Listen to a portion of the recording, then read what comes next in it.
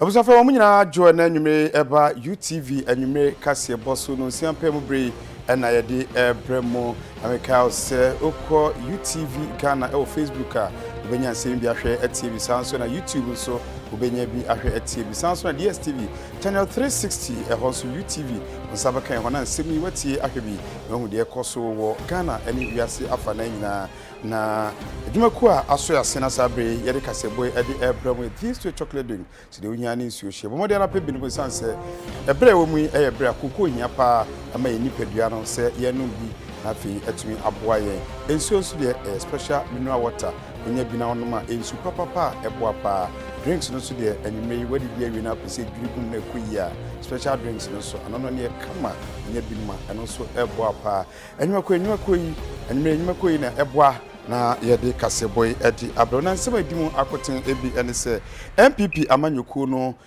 no sha sefi baabi asana obedi baabi amadu na pani ba akwa efe ni JA Prime no omaye adwumadie edi abo nabaso Oswafo ohwensase ene obade nipa so edi ato Chinese aban na musini Anim se wo mo Ghana ne yenko entia galamse sanso na oswafo abedi echi ohwe adansie ene ehunwuma so ekyerese Ghana contractors omodia no mo se wonsa no na abefo kwan so no modia nanda nyomani na adansi ani ehunwuma no entumi enso ani na enne Sunyani High Court eko asetena ensembe ne firi wode mo ebaye bedi hu enkomo yɛbɛkɔ ama no ne ahwɛ nsɛm a ɛkɔ so nsuo ntɔ ɛwɔ Madagascar anafofam baabi ɛma nipa aduane ɔmo di kura no ɛdin edu baabi a sɛbe ɛmo a ɔmo wuni adeɛ ɛna nipa ɛtahwe esanse nsuo ntɔ aduane ɛni hɔ na EU mpenifo akasa ede atodwa se ebibire mase no ɔmo ɛba betintim fidi dwuma ɛbɛhwɛ ne yaye coronavirus aduro ni bi ɛwa ha yɛ de nsɛm bibire ma nyimre midin ɛde Anim Addo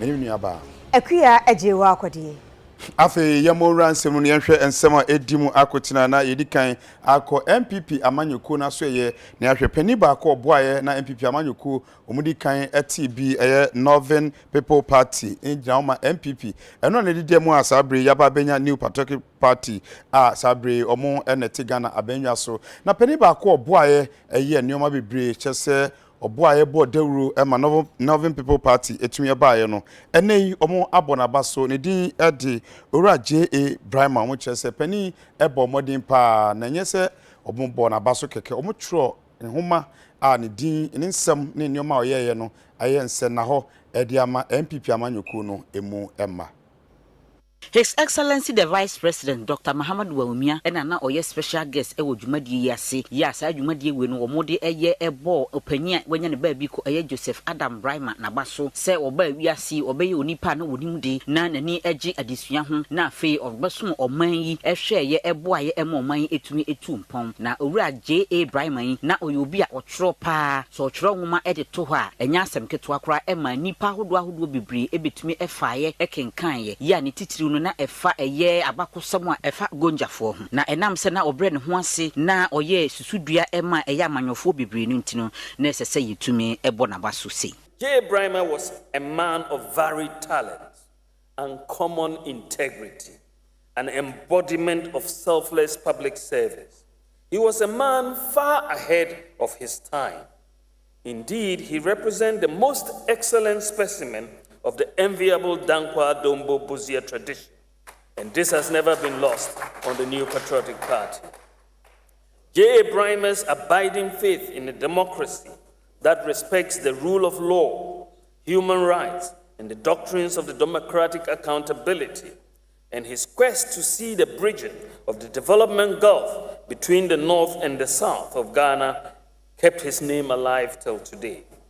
It is for the struggles of J. Brahma and his compatriots that we have a Ghana that we are proud of today, a Ghana full of opportunities and a Ghana leaping into the future with great hopes and aspirations. Enwachi ena senior advisor Emma eye abankesi mu honorable Nanaya Osafoma for so eweka bi ya no ono eye otitine ni Emma sa dwumadie we no ede betu nanana matrankodwa wo mo oman Ghana mu no se eye sa suban ya eye JA Brahma ebeda na di ewo eye oman Ghana mu no wo mu nyina entimi ensua no momwa MPP aban no na wonko galamse ewo oman Ghana mu.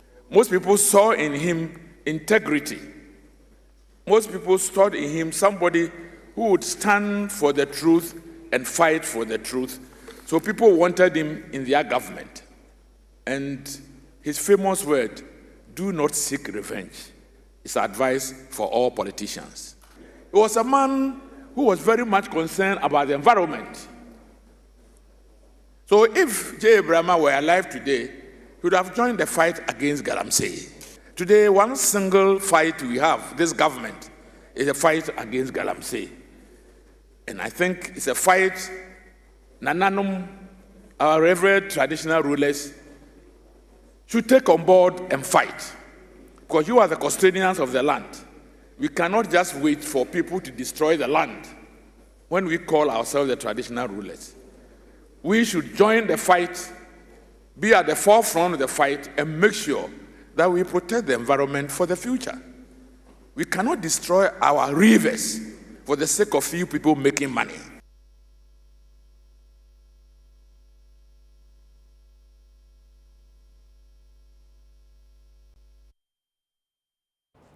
And China Bana Musini Aqua Swafo no Nation Sase any oba de nipa so ewo enkran ha na eno emu na onumunya for Samuel Abdullahi Jinapo ede to China ban Anam Musini no animu say Ghana ko ba ko eda say ayekusesi no eye galamsey na enkrofo bebre so adwenyo se China for ene do so mo eye nti wedi okoto asre no se wombo Ghana ban ne ntimi enkuntia galamsey anye sadachi bi no ewiase nyina ne beko ahoyehie mu.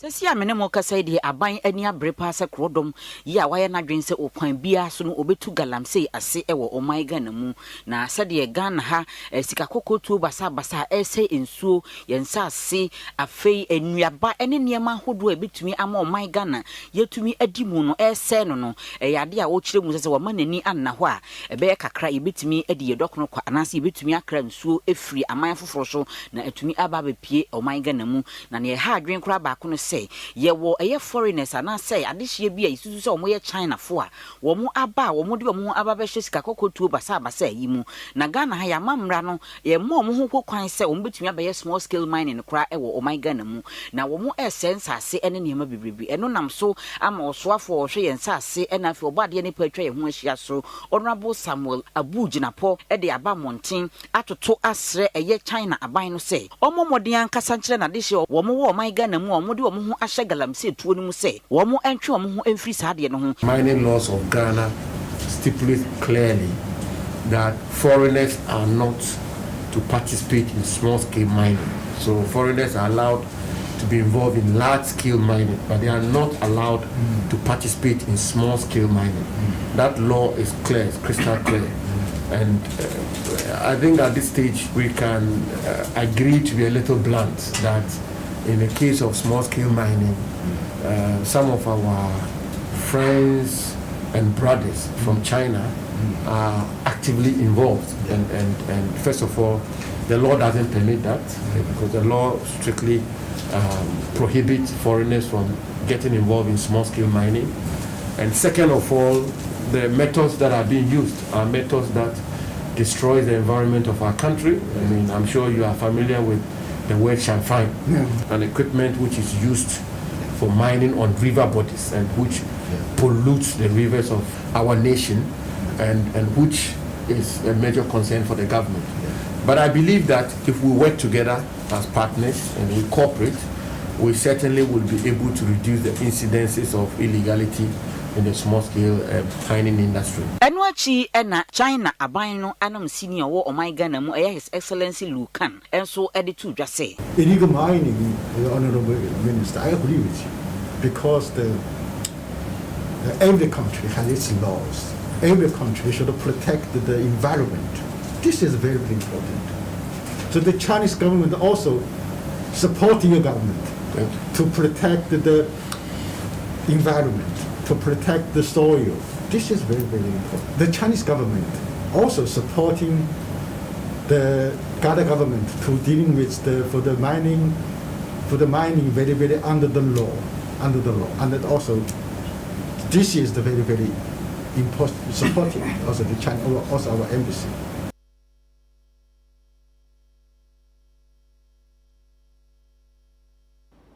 Ye to so ne be kwa homa so na yakofa yunua kwabranto na sema ye ba betwetwe nkomo ene se krata bi efi police atran efi framantemu sabre kasamafo edema police atran wo framantemu no ye Sergeant Prince Dobache ena ne nsasha se ne nyina ne se enipa aduonu baako bi akọ framantemu no dom koye ne se hotel anasa tan bi a ye nursing and midwives from hotel no ena gay ene lesbian jumadia na se man hum ne so e won kramantem ne ade a enipa dom na ekaseti a na oman na adwen se obekon atia no sabre emse no mpe baby fofra enipa hu omachi akwan papa na wohwe edom a mukopie onipa aduonu baako na ebi efi Greater Accra kramantem Ashanti region, Upper East, Upper West, Western region, Eastern region, so and enipa ne bi efi Northern region na Volta region wa mo no ye host region omo no host ya sabre police for ensa so mom do makwa kodina assemblea bia wo chese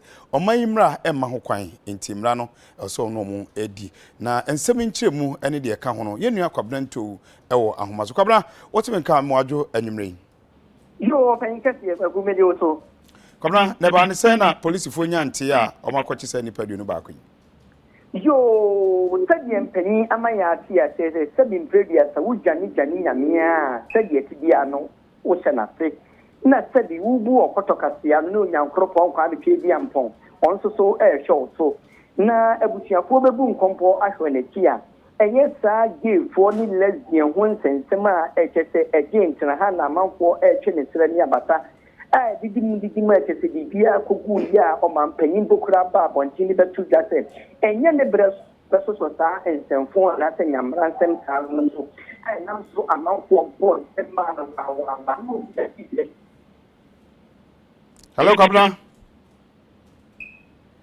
kablanto to je nyina ani se hello kablanto anso kansa na wa homa no etwetwe sisi yo kese yanto anka mbokura anko esoro anso ye sore enra na kese eye ho framantemu na eye nuanumi omo akwakobo chenku ha na tomo akwakodi ehie ho a omo epese omo eye saa ehyiemu na nyamie nim nukwe ni apolice force so edwan so atutu fom etietie ya na kese eye ebia bia edi edaso eye godokopui ekona chese omo eyesa ehyiemu ni nyina no apolice for ekochi wo mu na nipa obotumi echi wo no dodo nyina eye aduonu baako 21 emu edunsia eye emma na emu enum eye emema na womo echi wo mo antwentwen so kra ma enebie wodwon kopie mu ewo ho circuit court okopie mu se ho circuit court no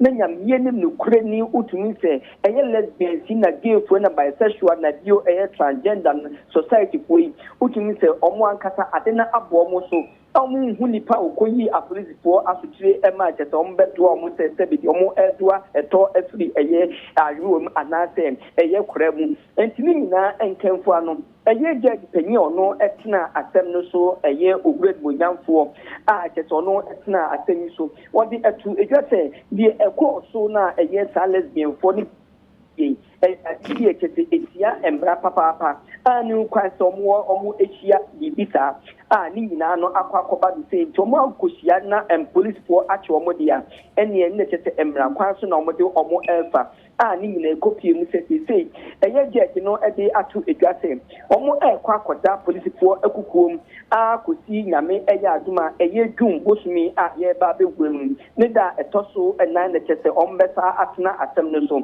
nenso eye omo lawyer ebo modin bia se nka obetimi atwitwa ade omo ne chete omo anya bem nenso nyina no omo se baabi eda omo emma omo bem omo enkoda apolisipo ekukom enkosi se ebre ebeso na chete apolisipo ebeye mu chichemu bi e fata nenti wo mreko ekoba ase no UTV insentreni NTOW miankasa me bomodi any police kasamafo eyo owured monyafo Sergeant Prince the dokwachi edi enkomo Uchemu a eye emsa emrante kwa ni men ketete ya omo practice gay ni sa eye lesbian no omo nya ne ntie to omo akwakohye sa biare no omo pese omo ekyerɛkyerɛ na mranko apolisibo ekopie won so no omo hu enwoma bi ekese eda di pepe se ebre aso se omo eba abonten no omo da omo timupo edi kyerɛ amanfo no omo tumi ebo dawuro so ekyerɛ amanfo se omo eye asomesi anatom yo bentin when nyina ki so obre omo nya krata bi so a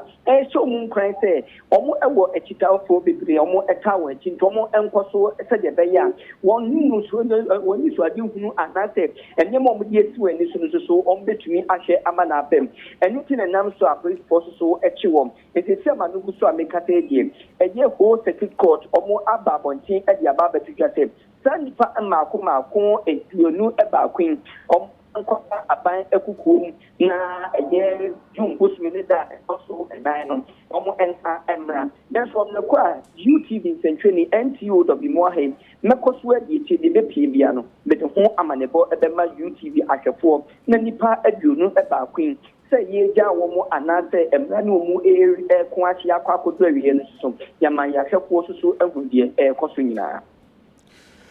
Yes, Central Quabrento and your telling car if you from Mantemo, Sabre, Gay, Hunsam, near dear PP Mono, and or dear Hon Amania, Eddie, a boy, and Anim. UTV and you may Cassia Bonnie Gusso Eddie Ebram, ye try home, near Agyeiwaa from Krato, about your bar, you better Cassia Bonusu.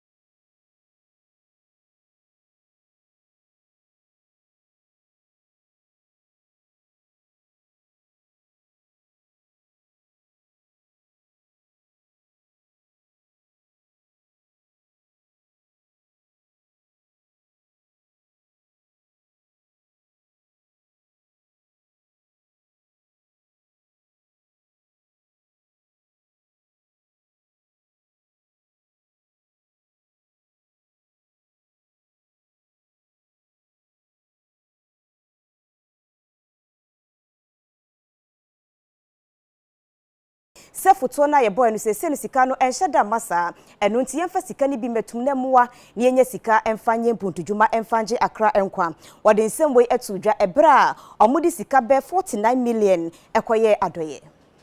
Today's items were procured by the COVID-19 National Trust Fund, utilizing its the contributions that we had been receiving from private individuals, institutions, groups, corporate organizations, and the public.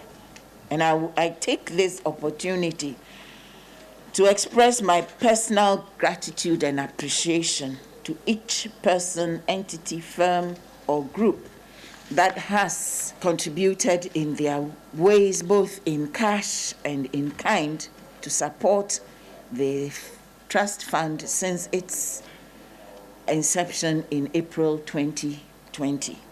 To date, the COVID-19 National Trust Fund has spent over 49,457,568 cedis 34 pesos to deliver various relief packages to individuals, institutions, groups, and organizations in discharge of our statutory mandate. This amount is from the total amount of 57,174,014 cedis and 38 pesos that we have received since the inception of the trust fund in April last year. We at the trust fund appreciate and are ever ready to render accounts for our stewardship at any point in time when it becomes necessary for us to do so. And I pray that these gifts will help to alleviate some of your needs in your various institutions.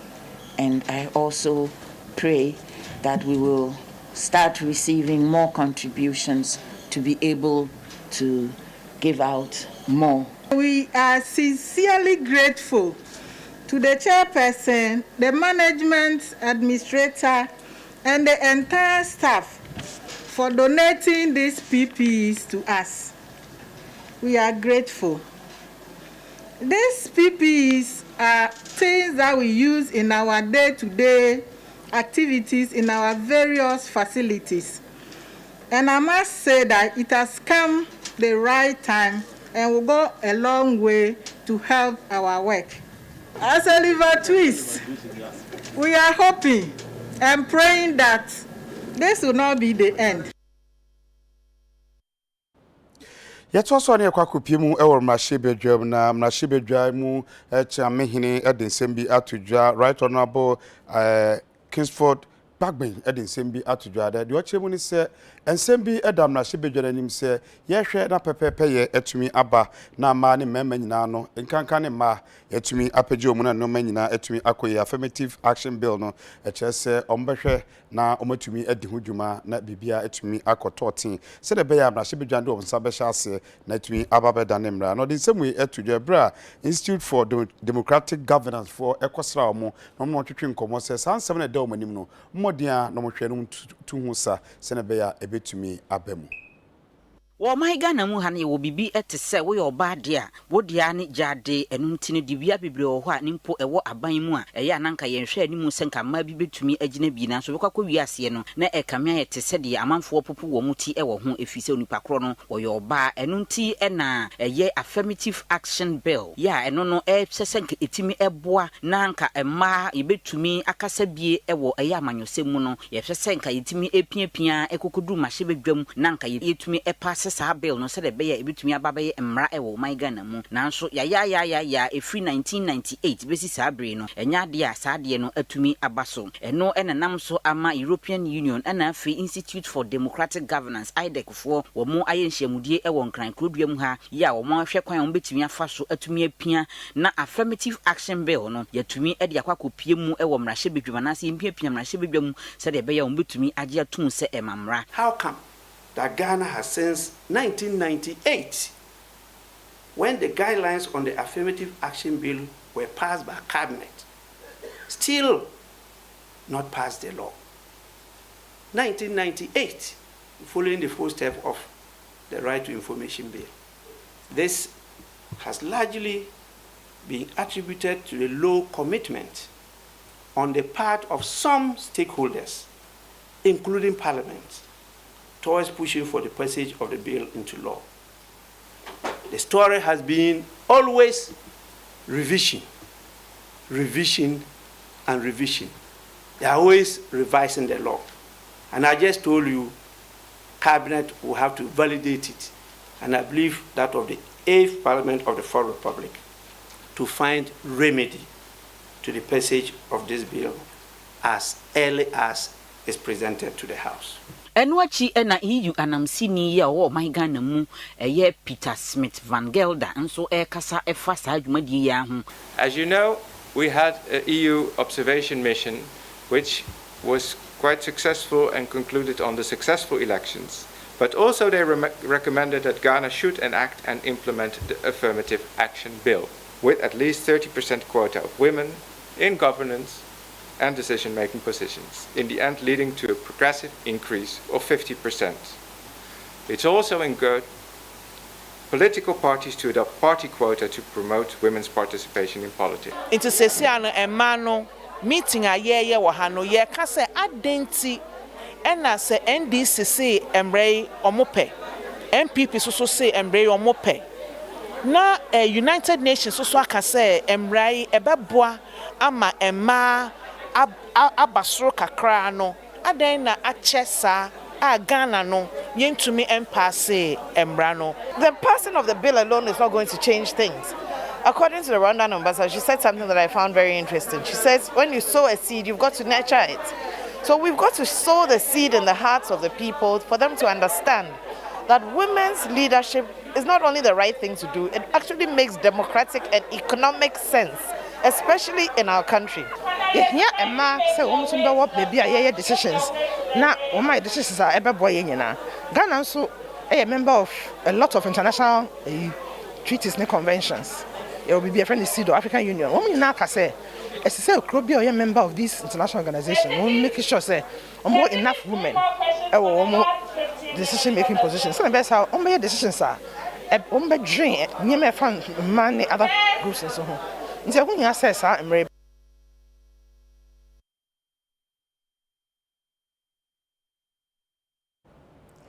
UTV enyumre akankasiyebo eno ani gusu a wo hwe no ye kwa akwaji adwatonde ye ba ye beto akasiyebo ne so.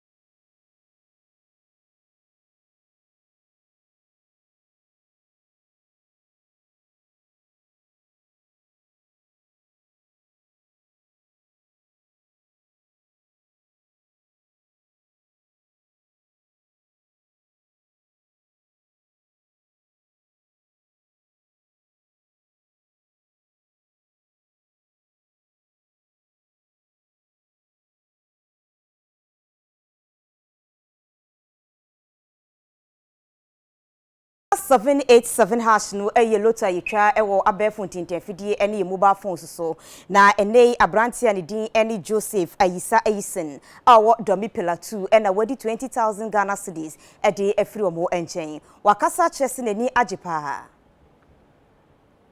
NLF wo mo akrade na wotwe awie bia ekoso no eye wutiriye lotteries na ubebo eye star 787 hash eye akrade na wotwe awie bia na ekoso na sa jackpot we no na etoso adiosonson eye 77 na akoso a eno enam so ema eye school administrator eye Joseph Ayisa Ayisen ya wo domi pillar 2 won kran krodium hase no ne nsa ka bet se 20,000 Ghana cedis eye ankanetiti 200 million ya ne nsa eka akrade no wode etu dwase sasika we ya ne nsa aka no ba beboa no pa ne nabusua ne titiru efa adesua kwan so ya wode kwan a wofa so etu sa lottery na afi na nigesem efa ho no so etu dwa last weekend minya call and a message say I'm the winner of the week, and surprisingly I had butterflies in my belly and I jumped, but you know, as a man, they sometimes will be able to see.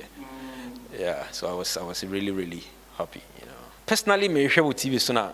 Me and I told my wife I need to try and see what I can. And the first thing she said was no.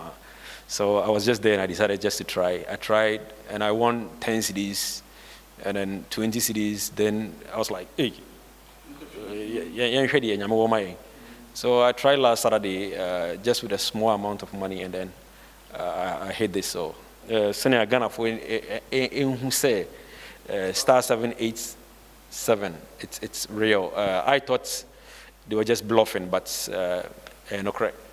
Say I have fidelity, and then it's a real check too. So I'm kind of happy. For the first time, I be just dial star 787 and on your phone, and I just follow the prompt and then take it from there. You never know.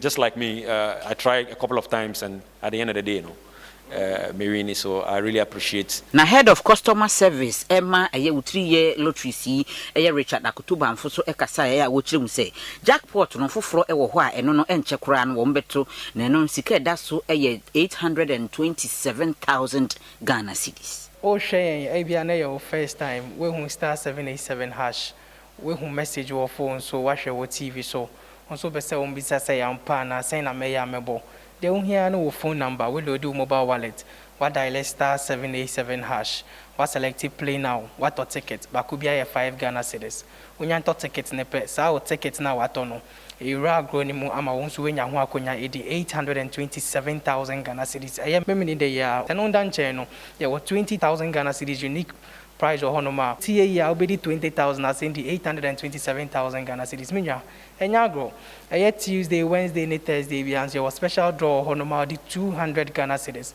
yes for 5 Ghana cedis pay ne fe this as campaign pin win na menya wanka meto sa full house package no eye 10 tickets pay now so wenya ho akonya kese na we discuss campaign pin when na ede akofie no asesa wa brabo star 787 hash. It's all about changing lives, and also about bit masesa with 827,000 Ghana cedis and ampo 20,000 Ghana cedis. It's also fa wa kwenya sisia na asesa wa brabo.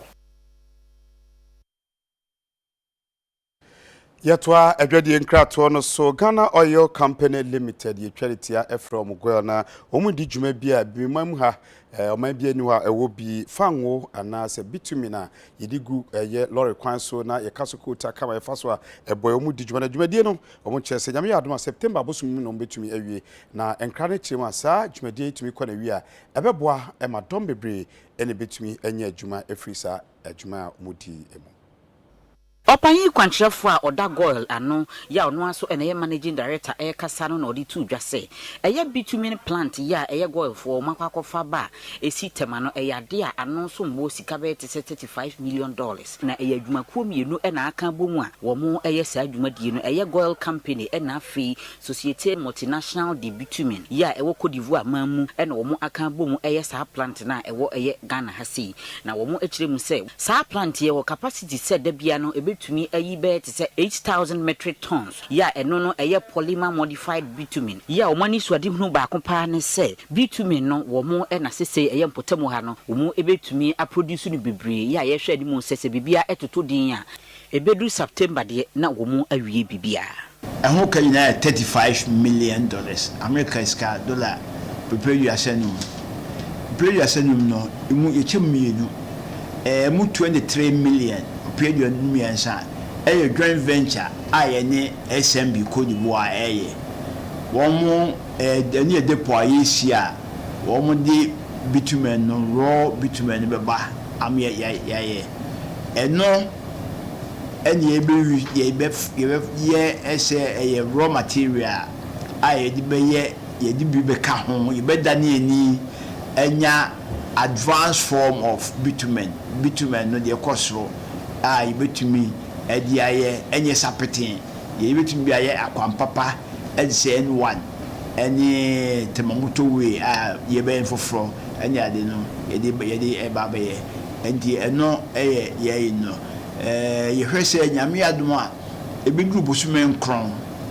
A few year mono, near fresh year, a produce. Any minister of rules I didn't come. I wish what the man say, minister, here, but here, I say, it did ye producing in Ibe Sabrino, Beno, minister no ebegi Nina, Eberton, Edia Duma. And the years we are boy who say, see, fresh year, the ministry no edge. Ya boy who say, you bet me a buy anymore. And the answer say, fresh year, this is the Bushminsia, the dear fate, you who say, ministry no to me edgy adiano, it will try a car, never be a Kosoa. Once your foreign funded projects or her. Kwame Bray hold more. I teach you a share. A badness can free a man on it. As can ho. And he said, Caribia, Yadima company be no be crap, asphalt no, and you have Fibia Brazil and every Biabano. The year produced her, and the Bible. It's Escanoa and Quebec Corner, no, ever come memoir. They say, I buy a so you busa, you bet me ama, a nipa, and you do my a man directly in the ye can you see a factory? Oko all the more. Look, come go for a farm, a Temanu town, a honey factory, no, you farm, a hawk, for your farm more. Your man and Omonia Duma, a ye, say ye. You see, we are. Apart from the engineers, I war any idea bear no. And what ma hold more bear.